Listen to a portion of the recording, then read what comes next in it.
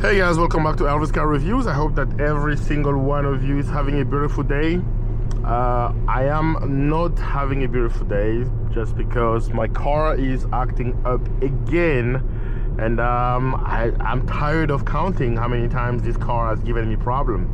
Ever since I bought it, I've had nothing but problems. At this point, I don't know what to do with it. Should I sell it? I mean, I've been eyeing a Mercedes C43 AMG. Should I trade this car in for that car? I mean, if you've been subscribed to the channel for a while, you'll know that I had to replace the belt like 4 times, like 3 times the supercharger belt. I mean, this car has a PSC 1500 Pro Charger system in it. I had to replace, I think, a Paxton PSC 1500.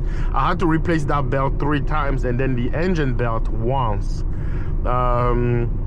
When I bought the car, it came with a dyno sheet. I mean, I didn't do the work. It came with the Pro Charger already, and a dyno sheet showing that the car is supposed to make 530 wheel horsepower, which translates to about slightly over 600 to the crank. But driving this car, it doesn't feel like a 600 horsepower car. I recently raced a buddy of mine. He had a 2012 Mustang GT 6-speed manual with just a tune, and believe me, I had a hard time pulling away from him. Like, we were road racing, I was in front, but I couldn't increase the distance. So that pretty much told me that this car isn't making what it's supposed to be making. So today I decided to take it to the dyno and find out actually how much horsepower it's making.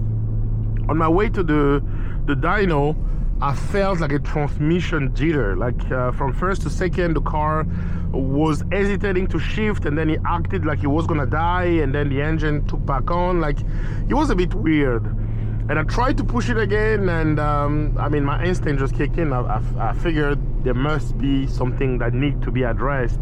So I drove the car home, and I called a Chevy dealership and scheduled an appointment. But then, I know every time you take a car to the dealership, especially if they aren't very serious, they'll try to make you change more than the car actually need. So I'm heading to a buddy of mine who owns a shop.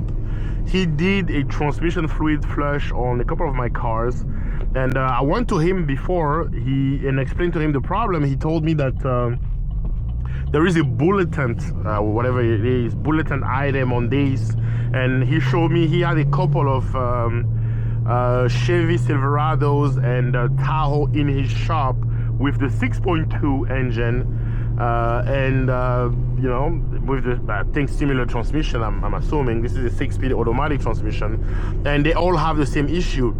Now, he told me there's a bulletin item, and to fix it, you kind of have to flush the transmission fluid and then put like 10 quart of Mobil 1 transmission or whatever inside the transmission. But he told me it's a 50-50 chance.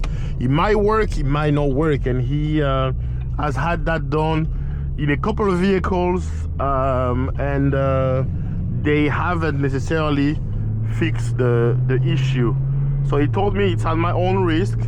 I can bring the car there and then have him work on it. If the flush works, then good. If it doesn't work, then I need to be prepared to put a brand new tranny in the vehicle. So, I mean, I've kind of had it with this vehicle, but again, I mean, it's like being in a toxic relationship.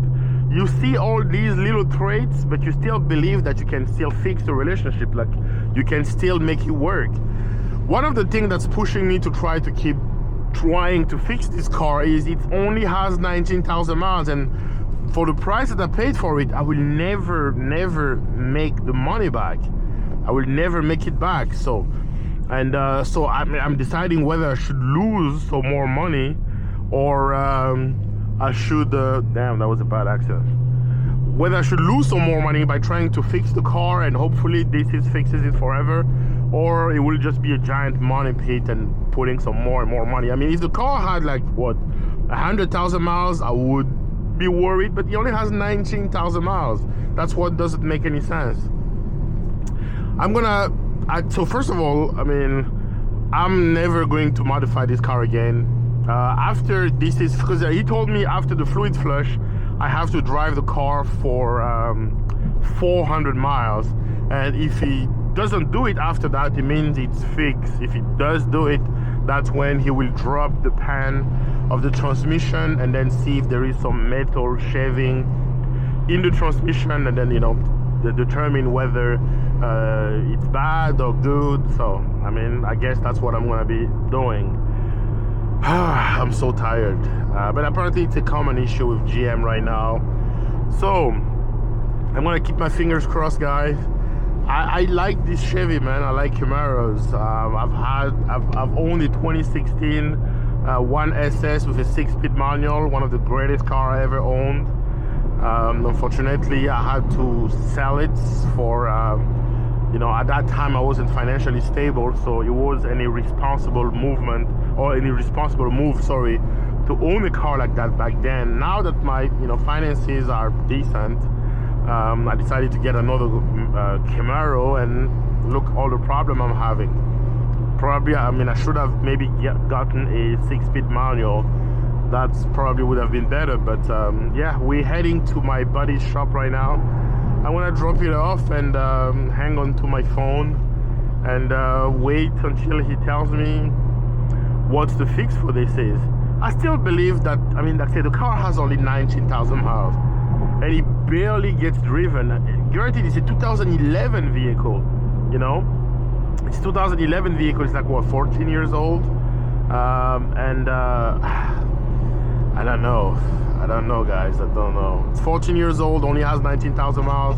So the car hasn't been driven. Even the previous owner didn't drive the car. It was kind of a show car. You know, someone that wanted to own a muscle car, bought one and kept it in his garage. And again, the story behind this is the previous owner pretty much told me that he bought this car in 2011, 2SS, as you can see, fully loaded.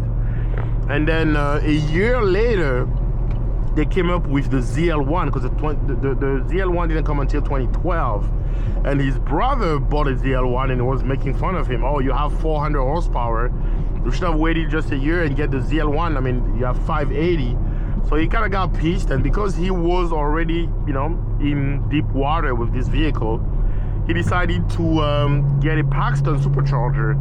And then because he made 600 to the crank, he you know, he felt that he pretty much got a ZL1 for, you know, half the price. I mean, not half the price, but, you know, 75% of the price. And then he kept it and barely drove it. So that's pretty much the story behind this car. And I mean, if you own a GM vehicle and you've experienced the same issue, let me know in the comment section below. But if the flush fixes it, I will take it back to the dyno, get the car dynoed, find out the horsepower, and then I'm not doing anything to this car. I will be racing it, but I'm not gonna do anything to add more power or stuff like that, because I don't think this transmission will handle any more power. I really hope he actually makes 530 or 520 to the wheels.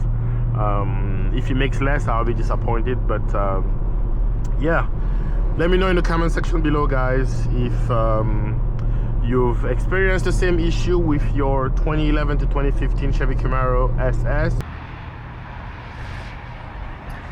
So I just picked up the Camaro.